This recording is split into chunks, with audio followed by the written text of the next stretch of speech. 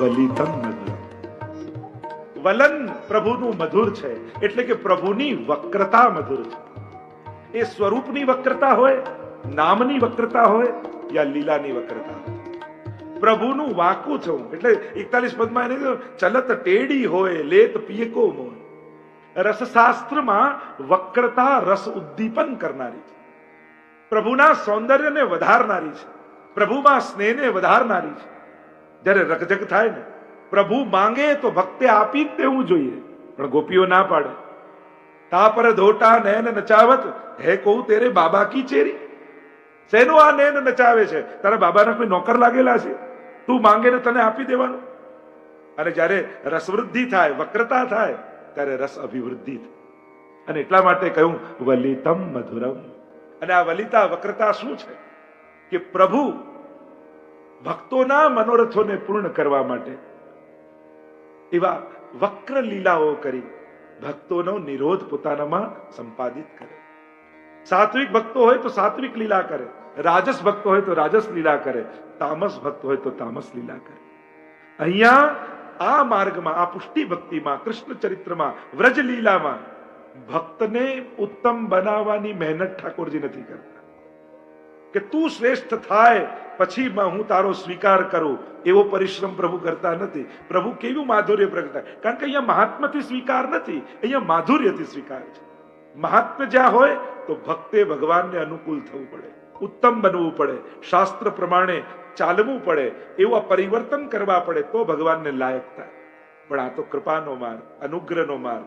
ભક્ત જેવો છે એવા એની ચિત્તની આસક્તિ પ્રગટ થાય એવી લીલા ઠાકોરજી કરે.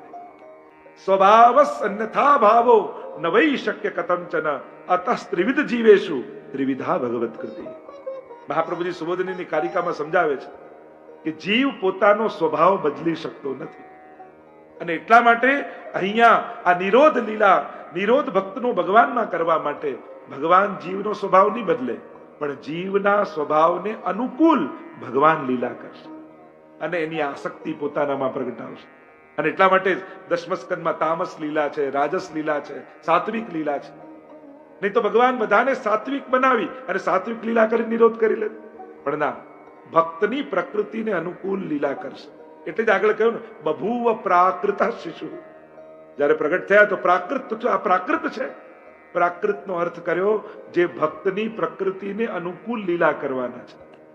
અને એટલા માટે તામસ લીલા કરી. એટલે તામસ ભક્તોને એમ થાય આ તો અમારા જેવો ઠાકોરજી છે, એને પ્રેમ પ્રગટે અને આસક્તિ થઈ જાય. પ્રભુ રાજસ ભક્તોનો નિરોધ કરવા રાજસ લીલા કરે અને એનો નિરોધ થાય. સાત્વિક જીવો માટે સાત્વિક લીલા કરે. આજ પ્રભુનું વલિતમ મધુરમ. એનું રૂપ વલિતમ કેવો છે? ત્રિભંગી રૂપ છે ને પ્રભુનું. 3 જગ્યાએથી વાંકો છે, 3 જગ્યાએથી ભંગ છે. ગ્રીવાથી એટલે ગળાથી વાંકા, કટીથી વાંકા અને ચરણથી વાંકા. એટલે જ પ્રભુનું એક નામ છે ત્રિભંગી લાલ. આ 3 જગ્યાથી વક્રતા. અને એમ ભલે 3 જગ્યાથી કહેવાય, અમારા તો ભગવદીઓ એમ કહે ગિરિધર સબહી અંગ કો બાકો, બાકી ચાલ ચલત ગોકુલ મેં, ગોકુલ ગાંવ કો પેંડો હી ન્યારો. અહીંયા તો બધું ઊંધું છે. જે શાસ્ત્રો, ધર્મશાસ્ત્રોએ કહ્યું એ બધા જ માર્ગો, એ બધા જ પ્રક્રિયાઓ અહીંયા ક્યાંક મૂકીને પરમાત્મા સ્વસ્વરૂપથી જીવને દાન કરી રહ્યા છે, સ્વસ્વરૂપથી એનું કલ્યાણ કરી રહ્યા છે. વલિતમતા શું છે? સ્વરૂપની વલિતતા તો છે જ, વક્રતા તો છે જ. સદા એ કૃષ્ણ ટેડો રહી અને ભક્તોને સીધા કરી રહ્યા છે. વચનની, લીલાની વક્રતા. નંદ બાબાના ઘરે 9 લાખ ગાયો રોજ દોહાતી હોય, પણ ચોરી કરવા જાય ભક્તોને ત્યાં. વલિતમ મધુરમ. બોલાવે પોતે રાસમાં ગોપીઓને અને પાછા પૂછે આવ્યા કેમ છે? વચનની વક્રતા. અનેકવિધ લીલાઓમાં. કારણ કૃષ્ણ તત્વને સમજવા માટે આટલા બેઝિક સિદ્ધાંતો સમજવા બહુ જરૂર છે. કારણ કે જ્યાં સુધી એની વલિતતા સમજમાં નહીં આવે ત્યાં સુધી કૃષ્ણ તત્વનો રસાસ્વાદ ન મળે. અને કૃષ્ણ તત્વની વલિતતા એના વિરુદ્ધ ધર્માશ્રયતામાં છે. પ્રભુમાં અનેક ધર્મો બિરાજમાન છે, એમાં એક ધર્મ, પ્રભુમાં એક ગુણ છે વિરુદ્ધ ધર્માશ્રય. કે બે વિરોધી ધર્મો એક સાથે પ્રભુમાં એક ક્ષણે વિદ્યમાન છે. આ વિરુદ્ધ ધર્માશ્રય જે ક્ષણે પ્રભુ પલ્લામાં ઝૂલી રહ્યા છે, બાલક છે, એ જ ક્ષણે એ કિશોર પણ છે. અનેક અનેક પ્રસંગો આદિમાં તમે જો પલ્લામાં ઝૂલતા લાલનને લઈ જાય ગોપીજનો અને યશોદાજીને કહે કે પ્રભુ મૈયા અમે લાલનને ખેલવા માટે લઈ જઈએ. ભલે લઈ જાઓ. અને પલ્લામાં ઝૂલતા લાલનને લઈ જાય ગોપીજનો અને અહીંયા તો આજે કુંજ નિકુંજોમાં વિવાહ ખેલનો મનોરથ કર્યો છે. અને વિવાહ ખેલનો મનોરથ કર્યો છે અને જ્યાં કુંજમાં પ્રભુ પધાર્યા તો કિશોર થઈ ગયા. વિવાહ ખેલના અનુકૂળ વસ્ત્ર શૃંગાર ઠાકોરજીને ધરાવ્યા, મુખ પર મરવટ કરી છે, મસ્તક પર સહેરો ધરાવ્યો છે, એવા સુંદર વાગા વસ્ત્રો ધર્યા સ્વામીજી સાથે વિવાહ ખેલનો મનોરથ થયો. એટલામાં મોડું થઈ ગયું અને યશોદાજી ગોતવા નીકળ્યા. અરી સખીઓ, અરી ગોપીઓ, મેરા લાલન કો કહા લે ગઈ? અને અવાજ સંભળાયો કુંજમાં યશોદાજીનો. ગભરાયા ગોપીજનો. તુરંત જે વસ્ત્ર શૃંગાર હતા યશોદાજીએ ધરાવેલા ફરી ધરાવી દીધા. પ્રભુ ફરી બાલક થઈ ગયા અને ભાગતા ભાગતા ગોપીજનો લઈને તો આવ્યા, પણ ઉતાવળમાં પ્રભુના મુખ પરની મરવટ કાઢવાનું ભૂલી ગયા.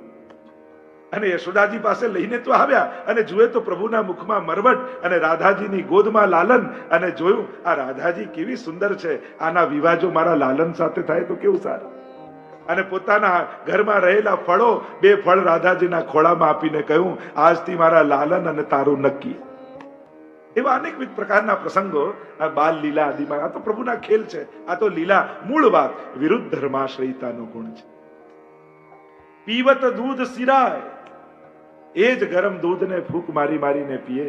એ જ ગરમ ખીર હોય નારાયણદાસની વાર્તામાં જુઓ અને પ્રભુ આમાં હાથ ઝટકે અને પ્રભુની આંગળીઓ દાઝી જાય ચંદ્રમાજીની. એવા પ્રસંગો જોઈએ. અને એ જ પ્રભુ વ્રજભક્તોને જ્યારે દાવાનળ ઘેરી લીધો, એવું નેત્રો બંધ કરો, આંખો બંધ કરી અને પ્રભુ દાવાનળનું પાન કરી. આ વિરુદ્ધ ધર્માશ્રયતા છે. એ જેટલો કોમલ છે એટલો જ કઠણ પણ છે. આ પ્રભુની વિરુદ્ધ ધર્માશ્રયતા. કૃષ્ણ તત્વને સમજવા ઘણીવાર લોકોને એમ થઈ જાય કે પ્રભુ 11 વર્ષ ને 52 દિવસ જ બ્રજમાં બિરાજ્યા, તો આ બધું રાસ ને દાન ને આ બધી લીલાઓ તો બધા મોટા કૃષ્ણની છે. પિછવાઈઓમાં ચિત્રોમાં અમે જોઈએ ત્યાં તો ક્યાંય બાલકૃષ્ણ દેખાતા નથી. એને જોઈને ક્યાંય એવું લાગતું નથી કે 11 વર્ષનો હોય. પછી આ બધી લીલાઓ કરી ક્યારે? કે જ્યારે વ્રજમાં હતા ત્યારે જ આ બધી લીલાઓ છે. સકળી સગળ લીલાઓ ત્યારે જ થઈ છે. કારણ પ્રભુ જ્યારે બાલક છે એ જ ક્ષણે કિશોર પણ છે. શિક્ષાપત્રમાં તો હરિરાયજીએ આ વિરુદ્ધ ધર્માશ્રયતાને કેટલી વિસ્તારથી સમજાય છે. એ અગ્ન છે ત્યારે જ સર્વજ્ઞ પણ છે. એ જ્યારે અસમર્થ છે ત્યારે જ સર્વસમર્થ પણ છે. પૂતના આવે તો એને જોઈને ભાગી ન શકે તો અસમર્થ બાળક, પણ કેવા સમર્થ, પૂતનાને પણ માની ગતિ આપી દે. એ નાના બાલક રૂપે પ્રભુ રહેલા અસમર્થ દેખાય, મોટા મોટા અસુરોને પણ મારી દે. એ સર્વ સમર્થ થઈ જાય. અને એટલા માટે કૃષ્ણ તત્વને, કૃષ્ણ લીલાને સમજવા માટે પ્રભુનું આ વિરુદ્ધ ધર્માશ્રય પણ સમજવું જરૂરી છે. કૃષ્ણ લીલાને, કૃષ્ણ ભક્તિ કરનારે આટલા સિદ્ધાંતો સમજી લેવા, તો જ કૃષ્ણ ભક્તિ પૂર્ણ રૂપે કરી શકશો. તો જ મહાપ્રભુજીના કૃષ્ણને સમજી શકશો. તો જ પુષ્ટિ માર્ગના કૃષ્ણને માણી શકશો. આટલા સિદ્ધાંત. પહેલો એક છે નિત્ય લીલાવાદ. બહુ ધ્યાનથી સમજજો તો પુષ્ટિ ભક્તિને ઘણા બધા ખુલાસાઓ તમારા મનમાં થઈ જશે. જે શંકાઓ જાગતી હોય, પુષ્ટિ ભક્તિને માણવા માટે આટલા કૃષ્ણ સંબંધી સિદ્ધાંત. એક નિત્ય લીલાવાદનો સિદ્ધાંત. પ્રભુની લીલાઓ નિત્ય છે. નિત્યના 2 અર્થ થાય, ડેઈલી અને ઇટરનલ, શાશ્વત. પ્રભુની સઘળી લીલાઓ શાશ્વત છે. ભગવાનની, કૃષ્ણની આ જેટલી લીલાઓ છે એ બધી જ લીલાઓ નિત્ય છે, ઇટરનલ છે, શાશ્વત છે. એટલે કે આ લીલાઓ આજે પણ ચાલી જ રહી છે. અને એટલા માટે આજે પણ ચાલી રહી છે એનો અર્થ એ થાય કે આજે પણ એ લીલાનો અનુભવ થઈ શકે છે. લીલાઓ થઈ હતી એમ ન કહેવાય. વ્રજના આજે પણ એ બધા જ સ્થાનોમાં પ્રભુએ જે જે લીલાઓ કરી એ લીલા થઈ જ રહી છે. નિત્ય લીલા છે. અને એટલા માટે આજે પણ આપણે જે જે દિવસ આવે મનોરથના, રાસનો આવે તો રાસ, દિવાળી આવે તો દિવાળી, અન્નકૂટ આવે તો અન્નકૂટ, એ બધી જ લીલાઓ કરીએ છીએ. એ દિવસે તિલક કરીએ છીએ જ્યારે પાટોત્સવાદી આવે, જે જેનો ક્રમ હોય. સૌથી પહેલા મહત્વની વાત, કૃષ્ણ લીલા, કૃષ્ણ નામ અને કૃષ્ણ તત્વ એ કોઈ ઇતિહાસના પાનામાં લખાયેલી કથાઓ નથી, આ શાશ્વત તત્વો છે. એટલે એને કોઈ ભૂતકાળ નહીં માનવો. કોઈ એમ નહીં કે કૃષ્ણ તો 5000 વર્ષ પહેલા હતા, ક્યારે ભૂતકાળ વપરાય જ નહીં. એ તો છે જ, થઈ જ રહ્યું છે, લીલાઓ ચાલી જ રહી છે. અને એટલા માટે આજે પણ એ કૃષ્ણનો અને કૃષ્ણ લીલાનો અનુભવ થઈ શકે છે. આજે પણ લીલા પ્રાપ્તિ થઈ શકે છે, કારણ કે લીલા થઈ રહી છે. બીજું, કૃષ્ણ તત્વ એવું છે એકમાત્ર જેને સર્વ ભાવે ભજી શકાય છે. એને સર્વ ભાવથી સ્નેહ કરવો. સર્વદા સર્વ ભાવે ભજનીયો વ્રજાદિપ.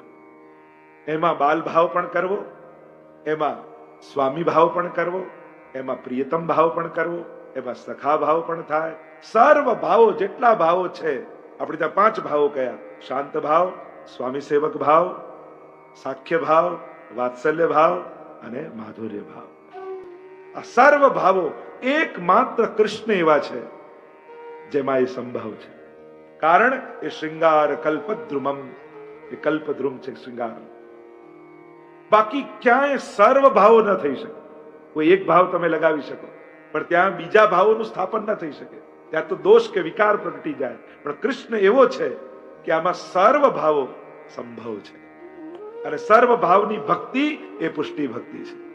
એ જગાડો ત્યારે બાલક પણ હોય, પલ્લામાં પોડાવતા હો ત્યારે બાલક પણ હોય, એ જયારે રાજભોગમાં તમે નિકુંજમાં પધરાવો તો એ કિશોર પણ હોય.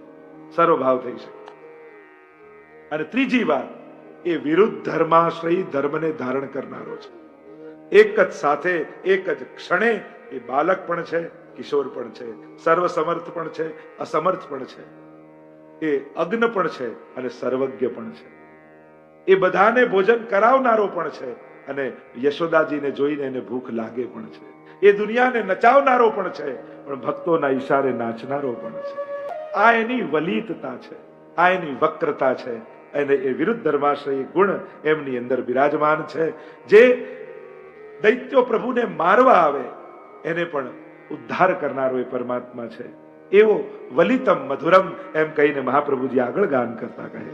તો વલિતમ મધુરમ, વચનની વક્રતા, સ્વરૂપની વક્રતા અને લીલાની વક્રતા, આ ત્રણેયના માધુર્યનો અનુભવ કરી મહાપ્રભુજી વલિતમ મધુરમ કહે છે. આપના વચનો એ જુઓ ને કેવા વક્ર છે, અને વક્રતા રસને પ્રગટાવનારી છે. આગળ કહ્યું ચલિતમ મધુરમ. આપનું ગમન મધુર, ચલન મધુર અને ભ્રમણ મધુર, આ ત્રણેય મધુર છે. ચલિતમ મધુરમ. અમારા ગોપીજનો પણ કહે ને કે પ્રભુ આપની ચાલ એવી ને એ પણ ખુલ્લા ચરણારવિંદથી ચાલો. અને એ પણ વ્રજમાં. પ્રભુ એક પ્રતિજ્ઞા લીધી છે, જ્યાં સુધી બ્રજમાં રહીશ ત્યાં સુધી ચરણ પર કઈ ધારણ નહીં કરે. અને એટલા માટે રોજ ખુલ્લા ચરણારવિંદથી ચાલતા ગાયોની પાછળ પાછળ પ્રભુ પધારે છે. ગોપીઓને દુઃખ એ વાતનું છે કે તો વન છે ને, કેટલા કાંટા, કાંકરા, ગોખરના અંકુરો આપના ચરણમાં વાગતા હશે. આપના ચરણ અમે અમારા હૃદયમાં પધરાયા છે. આપના ચરણમાં વાગે અમારા તો હૃદયમાં વાગે છે. પ્રભુ આમ ખુલ્લા ચરણારવિંદથી પધારો એ ઠીક નથી. ફરિયાદ લઈને ગઈ યશોદાજી પાસે, અરે મૈયા થોડું તો લાલનનું ધ્યાન રાખ. આ ખુલ્લા ચરણારવિંદથી પધારે ચાલતા ચાલતા વનમાં કેવો પરિશ્રમ પડતો હશે, કાંટા કાંકરા વાગતા હશે. એક મોજડી સિદ્ધ કરાવો, એના ચરણોમાં ધરાવો. અને રત્ન જડિત મોજડી સિદ્ધ કરી લાલનને બોલાવ્યા. કહ્યું કે હવેથી આ ધારણ કરીને વનમાં જજો. લાલન તો મોજડી લઈને ભાગ્યા ગૌશાળામાં અને ગાયના પગમાં પહેરાવા લાગ્યા. ગાયને પહેરાવે ને કાઢી દે, પહેરાવે ને કાઢી દે. યશોદાજી હસતા હસતા જોઈને બોલ્યા, અરે લાલન આ ગાય કોઈ મોજડી પહેરતી હશે, એ તો ખુલ્લા પગે જ જાય. ત્યારે લાલન બોલ્યા, જો લાલનની ગાય ખુલ્લા પગે જાય તો આ લાલન પણ ખુલ્લા ચરણારવિંદે જશે. હું તો વ્રજની ભૂમિને સનાત કરવા માટે આવ્યો છું. આ ભૂમિને ચરણોનો સ્પર્શ આપવા માટે પધાર્યો છું. અને એટલા માટે ચલસ યદ વ્રજાન ચારયન પશુ. આપ જ્યારે પધારો, પ્રભુની ચાલનું પણ કેવું માધુર્ય છે. ઘૂંટુરન ચલત. સૌથી પહેલા તો ઠાકોરજી ઘૂંટણીએ ચાલતા થયા. અને ઘૂંટણીએ ચાલતા થયા ત્યાં તો ભૂતલ અને પાતાલ લોક, એ તો આપના ઘૂંટણ વિરાટ બ્રહ્મનું સ્વરૂપ જુઓ. આ ઘૂંટણ પણ પ્રભુના સાધારણ નથી. જ્યારે દર્શન કરતા સુખદેવજીએ કહ્યું, કાલે ન વ્રજતાલ્પેન ગોકુલે રામ કેશવ જાનુભ્યામ સહ પાણીભ્યામ રીંગમાણો વિજુતઃ. એ રીંગણ લીલા કરવા લાગ્યા. પ્રભુ પહેલા રીંગણ લીલા, એને કહેવાય ઘૂંટણીએ ચાલ્યું. પ્રભુ હાથમાં માખણનો લોંદો લઈને ધીમે ધીમે નંદાલયના ચોકમાં ઘૂંટણ ચાલતા થયા. અને અનેકવિધ લીલાઓ રીંગણ લીલાની પણ છે. અને હવે ધીમે ધીમે થોડા મોટા થયા એટલે યશોદાજીને થયું હવે આને ચાલતા શીખવું. એટલે બે આંગળી પકડીને ઉભા રહી જાય અને ધીમે ધીમે ડરતા ડરતા જેના આધાર ઉપર આખી સૃષ્ટિ ઊભી છે એ ઠાકોરજી બેલેન્સ કરે છે પોતાની જાતને કે કેમ કરીને ઉભો રહું. અને યશોદાજી દૂર થોડાક 4 ડગલા પાછળ જાય અને કે લાલન આવ તો મેરે પાસ. અને ડગલા ભરતા ભરતા ભરતા જ્યાં પડવા જાય દોડતા યશોદાજી ગોદમાં લઈ. શીખવત ચલન યશોદા મૈયા. આખી સૃષ્ટિને ચલાવનારો એ પરમાત્મા આજે વ્રજમાં ચાલતા શીખે છે. યશોદાજી ચાલતા શીખવાડે છે. લાલન ધીરે ધીરે પગ ધરો, થોડો ભારસું ધરો અને એક એક પગ ધરે, એક એક પગ ધરે, એક એક પગ ધરે અને જ્યાં પડવા જાય દોડતા જઈને યશોદાજી ઉપાડી. પણ જ્યાં એ ચાલતા થયા પછી તો યશોદાજીને એમ થાય કે થોડી વાર બેસે તો સારું. ઘણી વાર લોકોને એમ થાય કે ક્યારે ચાલશે, ક્યારે ચાલશે, ક્યારે બોલતો થાય, ક્યારે બોલતો થાય. પછી એટલું બોલતો થાય કેમ કે આ ચૂપ રહે તો સારું. ચલિતમ મધુરમ. અમારા પ્રભુ ચાલે, ગાયોની પાછળ ચાલે. પણ એ પ્રભુની ચાલ કેવી? ચલિતમ મધુરમ કેમ? કારણ કે આપણી તો પ્રત્યેક પ્રક્રિયા ક્રિયા એ માધુર્ય પ્રગટાવનારી છે. પ્રભુની ચાલને પ્રાય 3 ઉપમાઓ આપવામાં આવે છે. પહેલી ઉપમા હાથીની આપવામાં આવે. પ્રભુની ચાલ કેવી? અમારા મહાપ્રભુજીની ચાલ કેવી? ગજ ગતિ ચાલ ચલે શ્રી વલ્લભ, ઇનકી કૃપા ભય સબ સુલભ. રવિ કે ઉદય કિરણ જો બાડી, તૈસે સભા પાત ઉઠી ટાળી. મૂળ પુરુષમાં દ્વારકેશજી લખે છે કે જ્યારે કૃષ્ણદેવ રાયની સભામાં વિજયનગરમાં અને જ્યારે શાસ્ત્રાર્થ ચાલી રહ્યો છે અને એમાં મહાપ્રભુજી 11 વર્ષની અલ્પ આયુમાં એક ધોતીને ઉપરનો ધારણ કરી માનો સાક્ષાત સૂર્ય મનુષ્યની આકૃતિ ધારણ કરીને ભૂતલ પર આવી ગયો હોય અને જેમ ગજગતિ ચાલ મદમસ્ત હાથી જેમ વનમાં નિર્ભય થઈ અને પોતાની મદોન્મત હાથીની ચાલતી ચાલતો આવે એમ શ્રી મહાપ્રભુજી જ્યારે સભામાં પધાર્યા ત્યારે આખી સભા ઊભી થઈ. એવી ચાલ તો પ્રભુની પણ ચાલ એવી છે. ગિરિરાજ ધાર્યાષ્ટકમમાં તમે બોલો છો કેવી ચાલ છે પ્રભુની? મત્તદ્વિપોદામ ગતાનુકારી. મદમસ્ત અસ્થિ હોય દ્વીપો. દ્વીપ કેમ કહેવાય? જે 2 મોઢેથી પાણી પીએ એ દ્વીપ. જો આપણે બેટને પણ દ્વીપ કહીએ ને, જેની બંને બાજુથી પાણી જતું હોય. એમ હાથી છે ને એ સૂંઢથી પણ જળ પીએ અને મોઢાથી પણ પીએ એટલે એને દ્વીપ કહેવાય. બે મુક્તિ જલ પે છે. એટલે પ્રભુ કેવા છે? મત્તદ્વિપોદામ ગતાનુકારી. મદોન્મત્ત હાથી વ્રજ સુવતી સત્સંગે હરિરીહ.